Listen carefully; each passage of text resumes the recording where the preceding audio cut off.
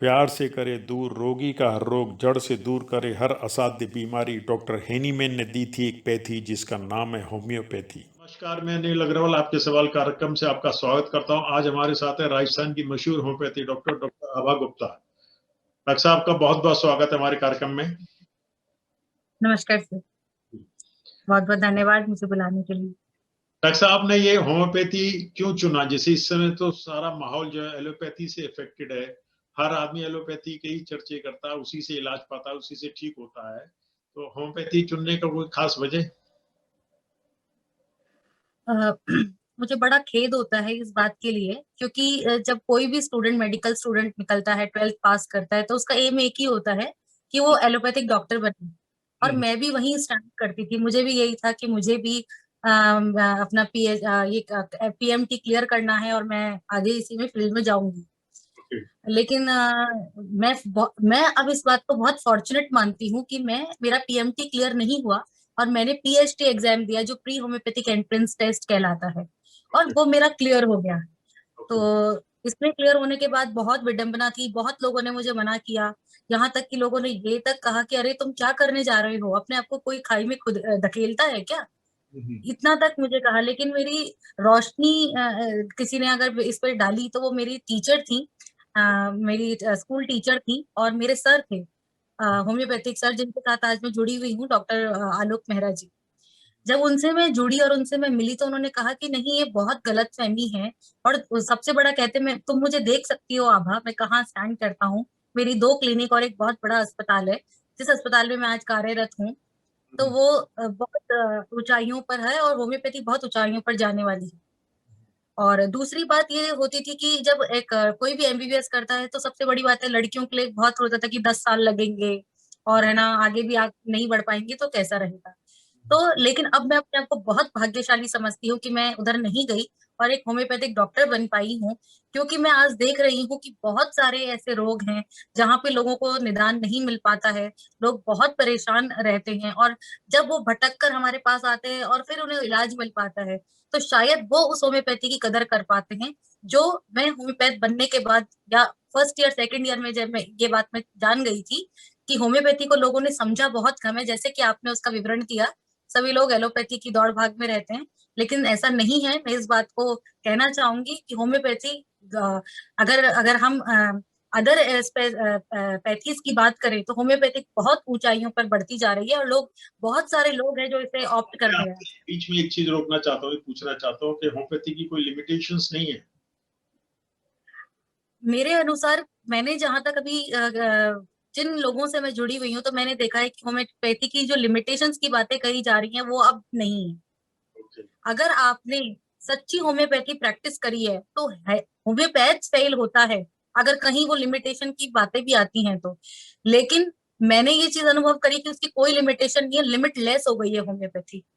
और हमारा एक ग्रुप है, उसमें हमने उसका नामकरण ही इसलिए किया लिमिटलेस।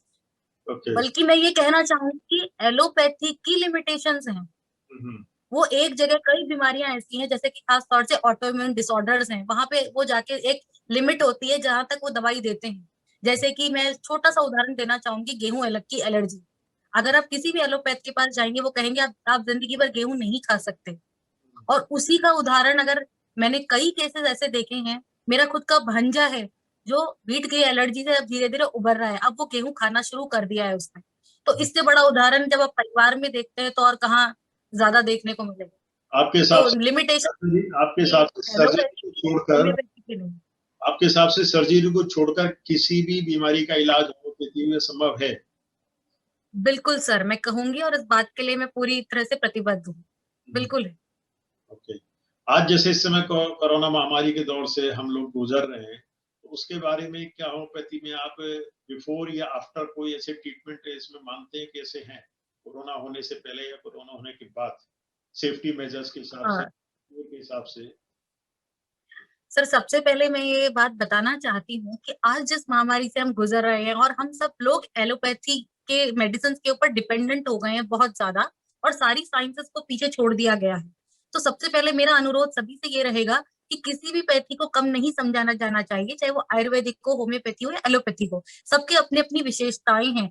इस दौर में जो आपको उपलब्ध मिल रहा है, आज हमें ऑक्सीजन सिलेंडर्स की कमी हो रही है, हमें हॉस्पिटल बेड्स नहीं मिल रहे हैं। एटलीस्ट वहां पे अगर पेशेंट सोचे तो कम से कम वहां अगर किसी होम्योपैथ से जुड़े या आयुर्वेद से जुड़े तो कम से कम जब तक उसे थोड़ा बहुत आराम दे पाए, या इवन मैं तो कहूंगी बहुत सारे ऐसे पेशेंट्स हैं जिनका ऑक्सीजन कम हुआ है, जो फर्स्ट स्टेजेस में है, उनको काफी हद तक क्योर मिल पाई है होम्योपैथिक मेडिसिन से।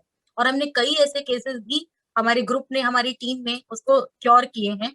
बहुत सारे लोग जो हमसे जुड़े हुए हैं, वो फर्स्ट स्टेज हो या सेकंड स्टेज हो, हमसे जुड़े हुए हैं और होम्योपैथिक मेडिसिन से उनका उपचार किया जाना संभव है। मेरा एक सवाल आपसे बनता है कि सपोज किसी को हॉस्पिटलाइजेशन करने की जरूरत बता दी गई हो, तो उसमें जी अगर आप क्योर कर सकते बिना उसको हॉस्पिटलाइजेशन किए, जी। आप कर हाँ सर, बिल्कुल कर सकते हैं, बिल्कुल कर सकते हैं सर। क्योंकि क्या होता है, हमें पेशेंट की सिम्टोमेटोलॉजी पता होनी चाहिए। जैसे कि बहुत सारे केसेस हम देख रहे हैं कि अभी ऑक्सीजन 95 था, फिर 90 हुआ। अभी मैं सबसे बड़ा एग्जांपल एस्पिडोस्पर्मा क्यू का लेना चाहती हूँ, जो अभी बहुत सारे हमारे व्हाट्सएप पर अवेलेबल है कि एस्पिडोस्पर्मा ले लेनी चाहिए। लेकिन हमको ये नहीं पता है कि एस्पिडोस्पर्मा क्यू का सबसे ज्यादा महत्व कब आता है। तो अगर सडन डिप होता है ऑक्सीजन के अंदर, एस्पिडोस्पर्मा की सिर्फ बात करूंगी, तो जब 90 से सीधा 60 अगर आ जाता है, क्योंकि वहां पे पल्मोनरी स्टेनोसिस होना चाहिए, तो ऐसी कंडीशन में ही सडन डिप करता है। और अगर ऐसी कंडीशन में किसी को एस्पिडोस्पर्मा क्यू दे दी जाए तो ऑक्सीजन की भी जरूरत उसे नहीं पड़ेगी और हॉस्पिटलाइजेशन से पेशेंट बच सकता है। तो कितना ऐसे अगर कितना परमिलम के साथ दवाई दी जाए। कितना परसेंट आप क्लेम जी कर सकते हैं अपनी बात को?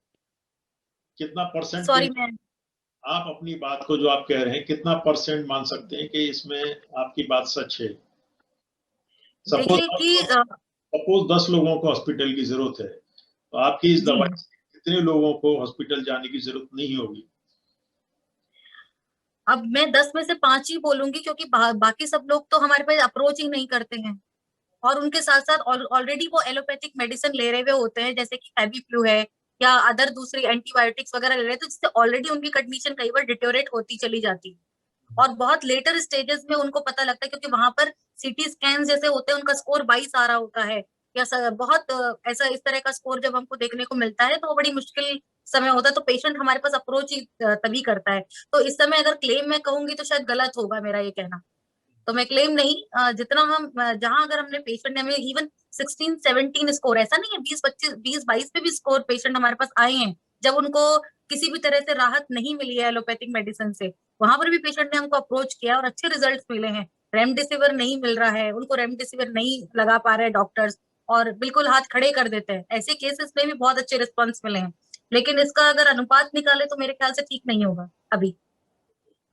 तो जैसे आप लोग, जैसे जो एलोपैथी डॉक्टर इलाज करता है लैब टेस्टिंग के आधार पर, तो आप भी लैब जी टेस्टिंग के आधार पर डायग्नोस करके अपना इलाज करते हैं? बिल्कुल सर, बिना लैब डायग्नोसिस के तो हम आगे बढ़ ही नहीं सकते हैं। क्योंकि अभी जैसे मैं कोरोना की ही बात बताना चाहूंगी, जैसे बहुत सारे लोग हैं जो अगर सिर्फ होम्योपैथी को कहा जाता है कि सिम्टोमेटोलॉजी के आधार पर है, बिल्कुल है, और उसी के आधार पर दवाइयां दी जाती हैं। लेकिन हम पेशेंट की प्रोग्नोसिस कैसे समझेंगे? कि पेशेंट, मान लीजिए पेशेंट को ब्रेथलेसनेस हो रहा है, तो हमें कैसे पता चलेगा अगर हम डी डाइमर टेस्ट नहीं करवाएंगे, सीटी स्कैन का रिपोर्ट हमारे पास नहीं होगा, उसके आधार पर हमारी मेडिसिन बदल जाती हैं। जैसे कि मान लीजिए सीटी स्कैन के रिपोर्ट में दोनों लंग्स इन्वॉल्व हैं, तो हमने जो हमारी पिछले कुछ दिनों बहुत स्टडी करी थी, तो हमारा कम से कम 8 से 10 दवाइयां निकल कर आई, जिसपे फॉस्फोरस है, टिबरक्लाइनम है, ऐसी कई दवाइयां हैं जो लंग्स के दोनों हिस्सों में, राइट और लेफ्ट दोनों में बराबर तरीके से काम करती हैं। तो हम वहां पे, अगर हमारे पास स्कैन की रिपोर्ट्स होंगी, तो हम पेशेंट, क्योंकि इस कंडीशन में कई बार क्या होता है कि पेशेंट अपनी बात पूरी तरह से बता ही नहीं पाता है, तो स्कैन सच्चाई बताता है, स्कैन झूठ नहीं हो सकता। उसके आधार पर अगर दवाई दी जाए तो बहुत फायदेमंद पेशेंट को साबित हो सकती इमरजेंसी है। और केस हमारी, इमरजेंसी केसेस में भी आप डील कर सकते हैं अपने होम्योपैथी से? बिल्कुल सर, हम कर सकते हैं। नहीं तो फिर आदमी, अगर आप कर सकते हैं तो एलोपैथी पे क्यों भागता है? फिर उसको मालूम है एलोपैथी में साइड इफेक्ट होते हैं, उसके बाद भी उसका ट्रस्ट एलोपैथी की तरफ इसलिए होता है कि इमरजेंसी केस होम्योपैथी हैंडल नहीं कर सकती। सर एक्चुअली होम्योपैथी की विडंबना ऐसी रही है कि पहली बात कि हमारे यहाँ पर किसी भी तरह का कोई भी होम्योपैथिक हॉस्पिटल नहीं ऐसा बना हुआ है जहाँ पे पेशेंट्स को एडमिट किया जा सके। तो पेशेंट कहाँ जाएगा? एलोपैथिक मेडिसिन, एलोपैथिक हॉस्पिटल्स की तरफ ही जाएगा ना।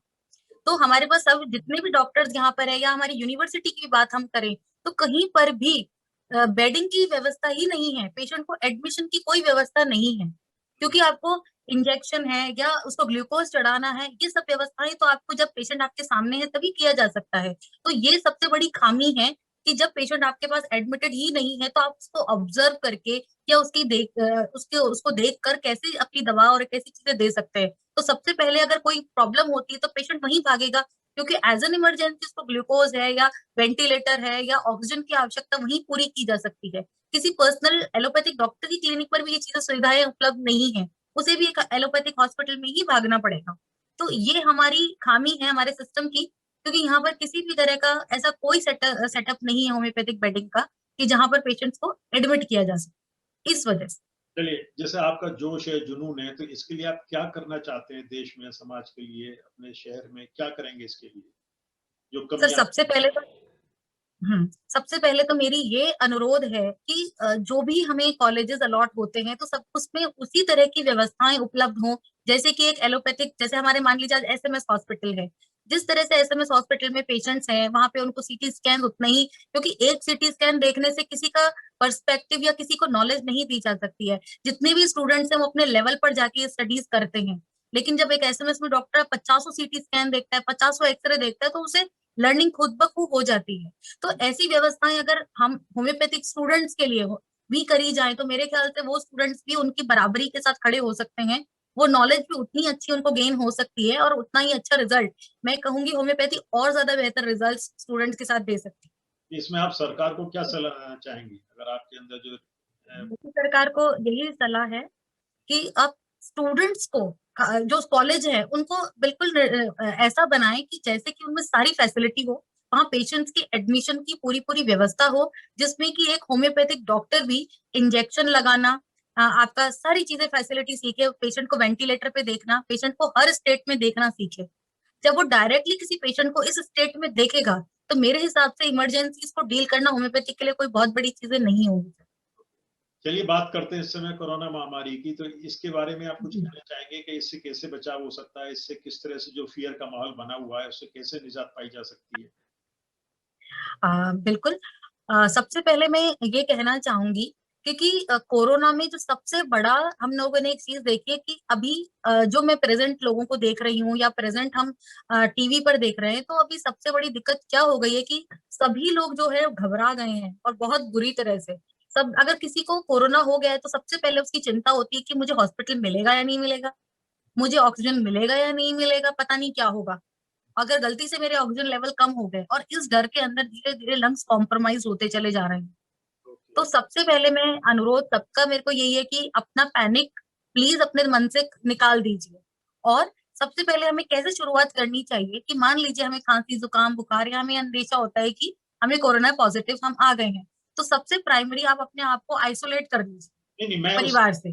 पहले की जानना चाह रहा हूँ कि कोरोना नहीं है किसी को, उसके बाद वो पैनिक की वजह से अगर परेशान हो रहा है तो उस डर से उसको कैसे मुक्ति दिलाई जा सकती है? तो सबसे हमें अगर कोई पेशेंट ऐसा है तो हमें उसे जितने भी लोग अगर हम हैं तो हमें अपने आसपास से लोगों के पॉजिटिव वेज और योगा प्राणायाम, अभी जो सबसे ज्यादा महत्वपूर्ण जो साबित हो रहा है वो योगा और प्राणायाम है। क्योंकि अगर हम प्राणायाम को ढंग से करा जाता किया अगर हमने किया, ब्रीदिंग एक्सरसाइज प्रॉपरली हमने करी, तो उससे सबसे बड़ा बेनिफिट क्या होता है कि हमारे जो लंग की एक्टिविटी है वो बेटर हो जाएगी। अभी हमारे क्या होता है, लंग बहुत ही कॉम्प्रोमाइज है, हम सारा दिन घर में रहते हैं, हमारी कोई भी फिजिकल एक्टिविटी नहीं है, क्योंकि हम लोग बहुत ही सिडेंट्री लाइफस्टाइल में जीते चले जा रहे हैं। तो लंग्स की एक्सरसाइज सबसे कम होती है, ना हम वॉक कर पाते हैं, बहुत सारे लिमिटेशंस के साथ अभी हैं। तो सबसे इंपॉर्टेंट है आप ब्रीथिंग एक्सरसाइजेस प्राणायाम इनको रेगुलर बेसिस पे अगर आप रखेंगे तो लंग्स इंप्रूव होते चले जाएंगे, उनका ऑक्सीजनेशन पहले से ही बहुत अच्छा होगा। ये तो घर अगर आपको कोरोना इन्फेक्शन घर में बैठ के होगा, करना पड़ेगा, क्योंकि इस समय बाहर निकलना, पार्क में जाना तो हाँ, घर में बैठकर योगा तो आप कहीं पर भी अपने खुले अपने एक गेट खोलिए, और प्राणायाम और योगा तो आप कहीं भी इसको एक्सेस कर सकते हैं। उसके लिए आपको कहीं बाहर जाने की आवश्यकता नहीं है। और इसमें अगर आपको जैसे भ्रामरी है, भस्त्रिका है और कपाल भाती है पर्टिकुलर, ये अगर एक्सरसाइजेस आप करते हैं तो लंग्स बहुत ऑक्सीजनेटेड फील करते हैं। और अगर लंग्स में ऑक्सीजनेशन बहुत अच्छा हो गया तो डेफिनेटली अगर आपको कोरोना भी होता है तो उसका इफेक्ट इतना ज्यादा आपके ऊपर नहीं होगा, क्योंकि आपके लंग्स पहले से ही स्ट्रांग हो गए हैं। तो वो वहां आपको बहुत बचा सकता है प्राणायाम। प्लस आपका पॉजिटिव थॉट, क्योंकि हर पेशेंट एक जैसा नहीं होता है। सब पेशेंट की इम्यून सिस्टम, सब पेशेंट्स का टॉलरेंस पावर अलग अलग होता है। तो हमें डरना नहीं चाहिए कि अरे कोरोना हो गया तो इसका मतलब ये है कि हमें सीधा हॉस्पिटल पहुंचना है। तो वो नहीं, हमें पैनिक करना चाहिए। हमें बिल्कुल तसल्ली से अपने डॉक्टर से बात करें और पैनिक नहीं।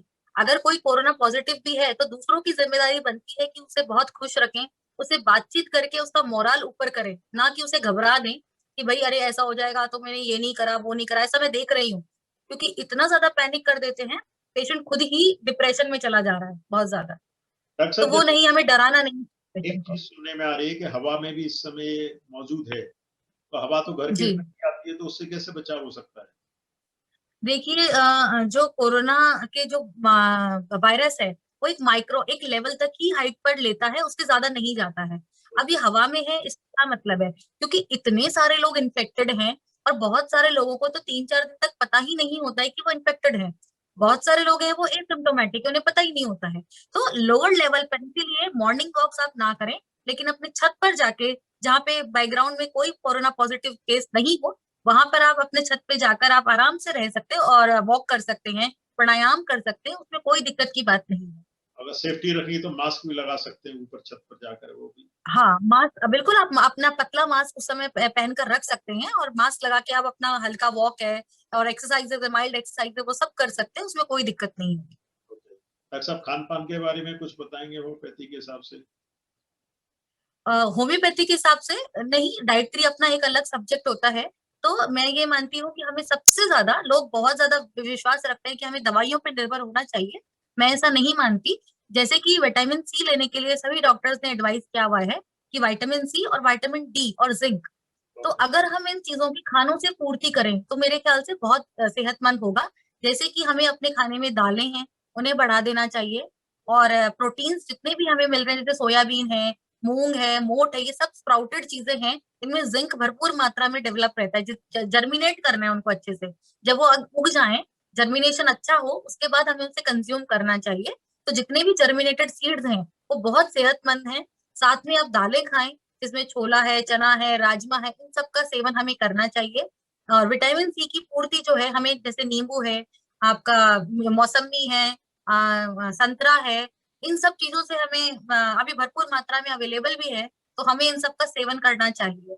तो हमारा ये, और धूप में, अभी आप लोग घर पे ही मौजूद हैं, तो सुबह की और शाम की जो हल्की धूप सुबह 6 बजे निकलती है, उसमें अपना 1 घंटा 1.5 घंटा धूप अगर लेंगे तो विटामिन डी की बहुत हद तक पूर्ति हो जाए। आप बहुत अच्छी प्रैक्टिकल बात बता रहे हैं, जो घरेलू उपचार हो सकते हैं, जो आम डॉक्टर नहीं बता पाते। तो मुझे अच्छा लग रहा है। अच्छा, जी सर। दूसरा दूसरा मैं ये जानना चाहता हूँ, जैसे लोग इसको जो पैनिक के रूप में जो इम्यून सिस्टम अपना डाउन कर रहे हैं, उसमें किसी का ध्यान नहीं है। इम्यूनिटी बढ़ाने के लिए तो दुनिया भर की दवाइयां सब ले रहे हैं। जो फियर से आपका इम्यून सिस्टम डाउन हो रहा है, उसके बारे में कुछ कहना चाहेंगे? हाँ सर, अगर हमने देखा होगा कि जब कोई गुस्सा होता है तो हम कहते हैं कि उसे अचानक भूख नहीं लगती है। जनरली लोग गुस्से में खाना नहीं खाते हैं। तो बात क्या होती है, उसे भूख ही नहीं लग रही होती है, क्योंकि सारा कंसंट्रेशन एंगर पे चला गया। जी, जी। सेम वे, मैं आपके प्लेटफॉर्म से एक बात बताना चाहती हूँ कि जितने हमारे इमोशंस है ना, उतने ही हमारे ऑर्गन्स अफेक्टेड होते हैं।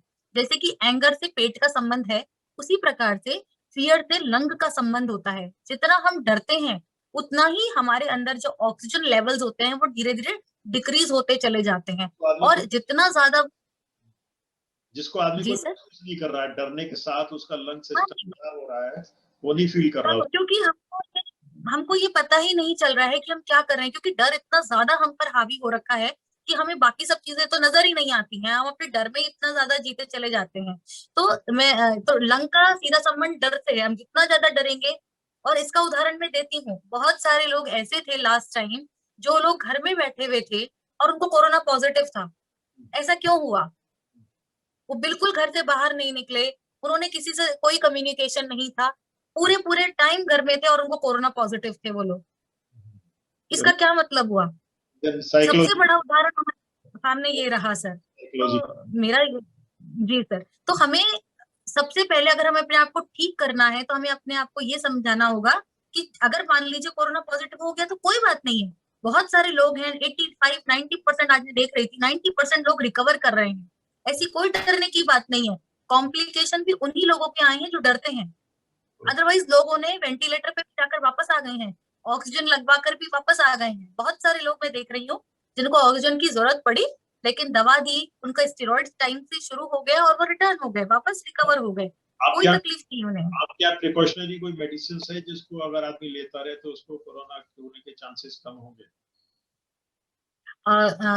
बिल्कुल, इसमें कोरोना होने के चांसेस की तो बात नहीं कह सकते, क्योंकि अगर दवाई लेकर कोई बिना मास्क के घूमेगा, बिना प्रिकॉशन के घूमेगा तो उसको हो सकता है। लेकिन हाँ, ये बात जरूर के लिए हाँ, immunity उसके सिम्टम्स कम आएंगे। अगर उनको कोरोना पॉजिटिव भी हो गया तो बहुत माइल्ड सिम्टम्स होके चले जाएंगे। तो जैसे ऐसी बहुत सारी मेडिसिन हैं, जैसे कि हमने सुना था आर्सेनिक एल्बम है, क्योंकि आर्सेनिक एल्बम क्या है, डर की दवा है। पेशेंट को एंग्जाइटी होती है बहुत ज्यादा, मुझे कुछ हो तो नहीं जाएगा, मुझे कोरोना तो नहीं हो जाएगा, ऐसा। तो इसलिए आर्सेनिक एल्बम अभी बहुत इफेक्टिव मेडिसिन के रूप में काम आ सकती है। ब्राइनिया बहुत अच्छा काम कर सकती है इस समय, क्योंकि ब्राइनिया होती है चेंज ऑफ वेदर की दवा, होम्योपैथिक मेडिसिन है ब्राइनिया। तो इस समय बहुत फ्लक्चुएट कर रहा है वेदर, तो ये बहुत अच्छा भी काम करेगी। और फाइनेंशियली भी लोग बहुत परेशान हुए हैं, तो और भी बहुत सारी दवाइयां हैं जो हम पेशेंट के अनुरूप, क्योंकि कोई पेशेंट चिली होता है, कोई हॉट होता है, तो उसके अनुसार हम पेशेंट को जनरली एडवाइस कर देते हैं। तो ऐसा रहता है सर। जी। आप इस माहौल में पेशेंट देख रहे हैं आज भी अपने क्लिनिक पर? जी सर, बिल्कुल, लेकिन हम कोशिश करते हैं, पेशेंट को कहा जाता है कि आप फोन पर हमें अपना हाल बता दें। अगर कोई स्किन डिसऑर्डर्स के पेशेंट होते हैं तो वो हमें फोटो खींच के भेज देते हैं, या फिर हम वीडियो कॉलिंग शेड्यूल कर लेते हैं, और उससे फिर हम पेशेंट को देखकर उनकी दवा बनवा कर या तो कोरियर कर देते हैं, या बिल्कुल पिकअप की तरह करते हैं कि आप आएं और अपना दवा ले जाएं। होल्डिंग नहीं है, वेटिंग नहीं है किसी भी तरह की, ऐसा। चलिए, आपने बहुत अच्छी अपनी बातें रखी। चलते चलते हमारे दर्शकों के लिए कुछ कहना चाहेंगे? मैं यही कहना चाहती हूँ कि एक बहुत सुंदर आर्टिकल मैंने देखा था कि जो सुग्रीव थे, वो बाली उनको अटैक करना चाह रहा था। तो श्री राम जी ने उनको पूछा, क्योंकि सीता जी की खोज करनी थी, तो उन्होंने पूछा कि सुग्रीव, तुम्हें कैसे पता, तुम्हारा भूगोल इतना कैसे, तुम्हें तो कभी नॉलेज ऐसी थी ही नहीं, तो तुम इतना कैसे ढूंढ पाए सीता जी को। तो उन्होंने एक चीज कही कि श्री राम जी, बाली का कहर मुझ पर इतना था, बाली का डर खौफ इतना था मुझ पर, कि मैं पूरी पृथ्वी के चक्कर काट चुका था, उसके डर के मारे छुपता छुपाता मैंने पृथ्वी का कोई कोना नहीं छोड़ा। तो मेरा कहने का मतलब है कि जब भी, क्योंकि भूगोल की उनको जानकारी आवश्यक थी, इसीलिए एक एक रचना करी गई कि बाली उन्हें डराता है, और वो पूरे पृथ्वी का चक्कर लगाते हैं और भूगोल की जानकारी उनको हो जाती है। तो सेम वे, मैं भी ये यहाँ कोरोना के महामारी में भी यही कहना चाहती हूँ कि ये भी एक महामारी इस रूप में आई है कि हम सब लोग सजग हो जाएं कि नेचर से हमें खिलवाड़ नहीं करना है। जो संसाधन हमें मिले हुए हैं, हमें उनसे ज्यादा खिलवाड़ नहीं करना है। प्रकृति को अगर हम वैल्यू करेंगे, प्रकृति की समझ अगर हम रखेंगे, तो प्रकृति हमारा कुछ नहीं करेगी। लेकिन अगर प्रकृति से ज्यादा छेड़खानी की गई, तो प्रकृति को पता है कि उसे अपना वापस स्वरूप कैसे लेना है। बहुत तो अच्छी ये हमारे को सबको जगाने के लिए है कि हम सब जाग जाएं, और हम इसका विशेष पर्यावरण का, पृथ्वी का हम ज्यादा से ज्यादा अपने संसाधनों का ध्यान रखें, तो हमें ऑक्सीजन भरपूर प्रकृति हमको मिलेगा। सजग कर रही, ना कि डरा रही है। प्रकृति हमको सचेत कर रही है, और हम डर सचेत, बिल्कुल, सचेत कर रही है प्रकृति। बिल्कुल जैसे कि अभी मान लीजिए, हम यहाँ कहें सुग्रीव के लिए कि बाली ने टॉर्चर किया, हम बाली को बहुत बुरा बता दें, लेकिन अगर ऐसा नहीं होता, जैसे कि प्रकृति अगर ऐसा ना करे, तो शायद हम में से कोई भी प्रिकॉशन नहीं लेगा। हम लोग बिना वजह से कुछ भी करते चले जाएंगे, और बस सब चीजें जैसे बिगड़ते हाल है, तो हमारा तो जीना ही दुर्लभ हो जाएगा, शायद हम अपनी आने वाली पीढ़ी को कुछ भी नहीं दे सकेंगे। और जैसे प्रलय आती है, जैसे डायनासोर विलुप्त हो गए, ना हो ऐसा कि कोई समय आए कि ह्यूमंस भी विलुप्त हो जाएं, इंसान ही विलुप्त हो जाए। आबा जी, आपका ड्रीम क्या है? आप आगे क्या करना चाहते हैं देश के लिए, समाज के लिए? तो सबसे पहले मेरा यही रहता है हर समय कि मैं बहुत सारे लोगों को ऐसा देखती हूँ कि जो मेरे गांव है, जैसे वहां पे बहुत सारे ऐसे लोग हैं जहां उनको पूरी मेडिकल फैसिलिटी नहीं मिलती, उनको पूरी व्यवस्थाएं नहीं मिलती है, वो गुमराह कर दिए जाते हैं। कैंसर हो गया है तो 5-5 सिटी स्कैन हो रहे हैं। तो सबसे पहले मुझे ऐसा लगता है कि हम मैं मेडिकल से हूँ, तो सबसे पहले मैं वहीं से शुरू करूंगी कि मेडिकल व्यवस्थाएं हर इंसान के पास पहुंचाई जाए, चाहे वो गांव में क्यों ना रहता हो। उसे ये नहीं कि जयपुर आने तक वो मर जाए। तो ऐसी व्यवस्थाएं होनी चाहिए हर गांव, हर जगहों पे, कि एक इंसान इस वजह से ना मरे कि उसे सुविधाएं नहीं मिल पाई। तो सबसे, चाहे वो होम्योपैथी सुविधा हो, चाहे वो एलोपैथिक हो, आयुर्वेदिक हो, कोई भी सुविधा हो, लेकिन उसे वो फैसिलिटी उसके डोर स्टेप वही नजदीक में मिलनी चाहिए ताकि वो बच सके। तो अगर हम इतना सा सब लोग मिलकर कर लें, और हम ये ना सोचे कि ये एलोपैथिक में है या होम्योपैथिक ले रहा है या क्या कोई भी विधा ले रहा हो, लेकिन उस समय हमारे पास पेशेंट है और उसको हमें ये नहीं सोचना चाहिए कि ये हमारा इसमें फायदा है, नुकसान है, कोई भी हो, चाहे वो डॉक्टर हो या कोई और हो। तो सबसे पहले हमें इस बात का ध्यान रखना होगा कि हम एक दूसरे की जरूरत, एक दूसरे की मदद कम से कम इस ग्राउंड पे करें कि हम उसे बीमारी से बचा सके या उसे भूखा ना मरने दें। तो अगर हम दो चीजों का भी ख्याल रख लेंगे तो शायद हम सबसे खुशहाल देशों में से एक हों। चलिए, आपके अच्छे विचारों के लिए मैं आपको बहुत बहुत शुभकामना देता हूँ। हमारी चैनल के लिए 2 शब्द बोलेंगे? मुझे बहुत खुशी हुई जब अनिल जी सर ने मुझसे बात करी और कहा कि मैं आपका इंटरव्यू लेना चाहता हूँ। तो मुझे नहीं समझ में आया कि एक एंजाइटी जो अभी आपने बात करी, तो फियर तो नहीं था, लेकिन एक एंजाइटी होना स्वाभाविक है क्योंकि आप बहुत बड़े बड़े लोगों का इंटरव्यू करते हैं, बहुत बड़े लोगों से करते हैं, और मैं तो एक होम्योपैथी की एक स्टूडेंट हूँ, ऐसा मान सकते हैं। तो मुझे पता नहीं कैसा लगा, तो मैं बहुत बहुत शुक्रगुजार हूँ कि आपके इस प्लेटफॉर्म से अगर हम बहुत सारे ऐसे लोगों तक पहुंच सकें जो शायद इस मुहिम से जुड़े और सभी लोग जुड़कर एक अच्छा काम कर सके, तो आपके चैनल को बहुत बहुत बधाइयां।